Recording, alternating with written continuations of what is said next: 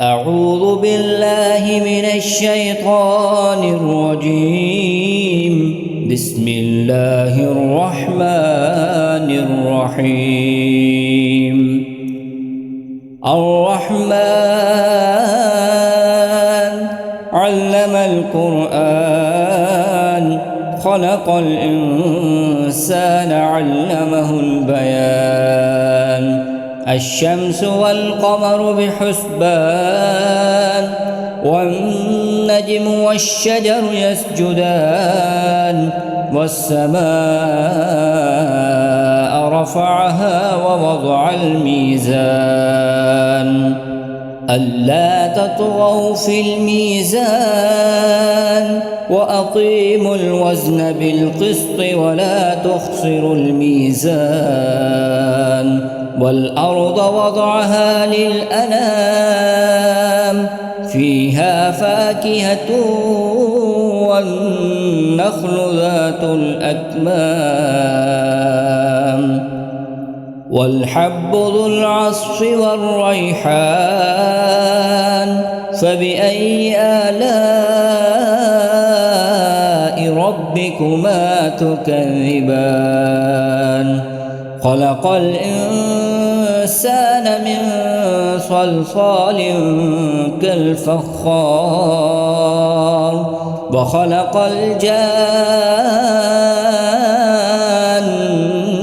من مارج من نار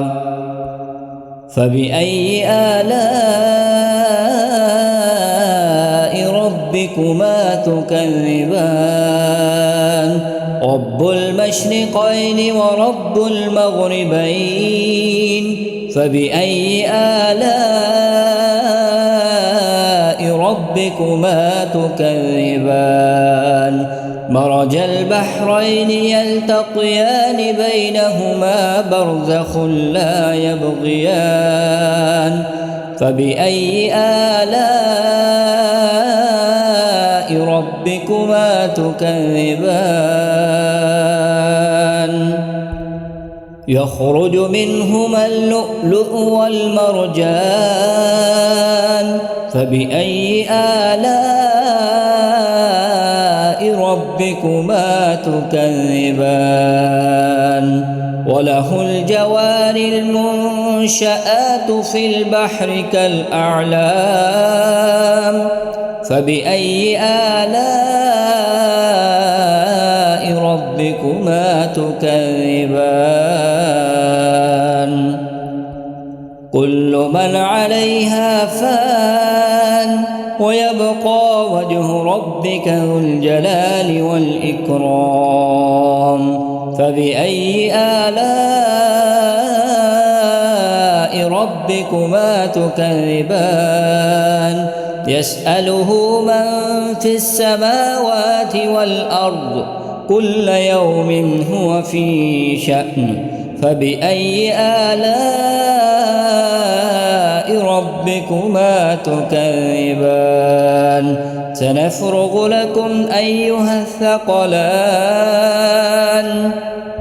فبأي آلاء ربكما تكذبان يا معشر الجن والإنس إن استطعتم أن تنفذوا من أقطار السماوات والأرض فانفذوا لا تنفذون إلا بسلطان فبأي آلاء ربكما تكذبان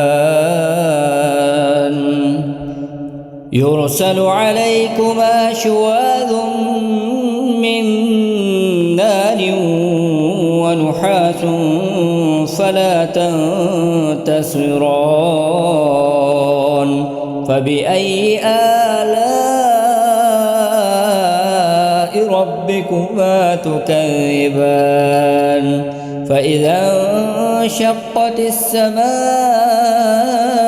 فكانت وردة كالدهان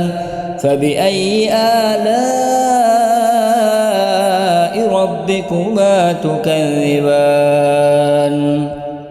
فيومئذ لا يسأل عن ذنبه إنس ولا جان فبأي آلاء ربكما تكذبان يعرف المجرمون بسيماهم فيؤخذ بالنواصي والأقدام فبأي آلاء ربكما تكذبان هذه جهنم التي يكذب بها المجرمون يطوفون بينها وبين حميم آن فبأي آلاء ربكما تكذبان ولمن خاف مقام ربه جنتان فبأي آلاء ربكما تكذبان ذواتا أفنان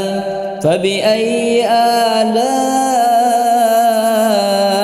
ربكما تكذبان فيهما عينان تجريان فبأي آلاء ربكما تكذبان فيهما من كل فاكهة زوجان فبأي آلاء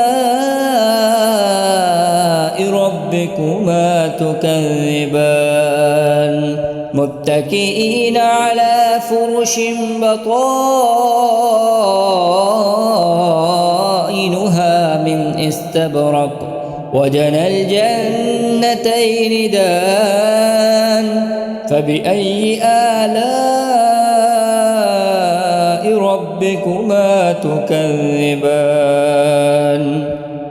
فيهن قاصرات الطرف لم يطمثهن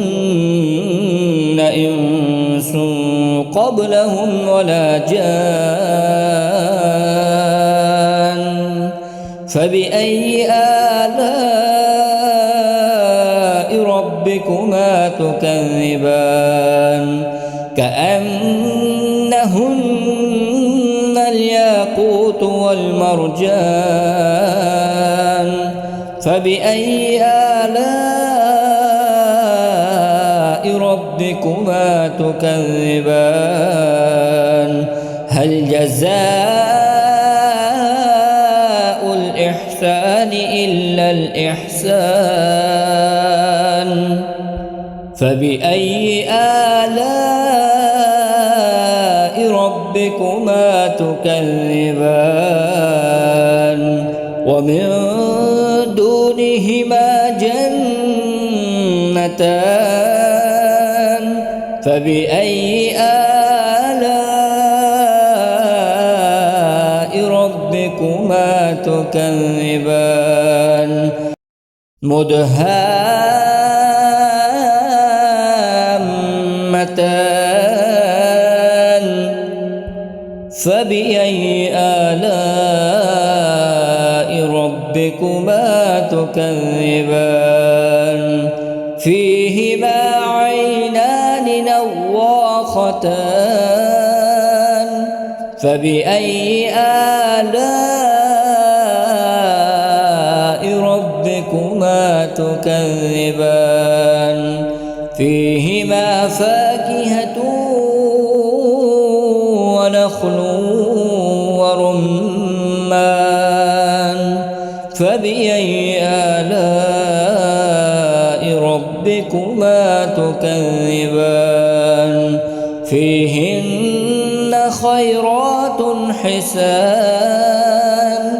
فبأي آلاء ربكما تكذبان حور مقصورات في الخيام فبأي آلاء ربكما تكذبان لم يطمثهن إنس قبلهم ولا جان فبأي آلاء ربكما تكذبان متكئين على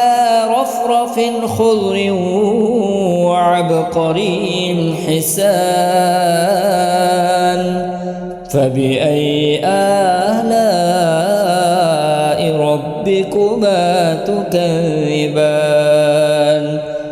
تبارك اسم ربك ذي الجلال والإكرام.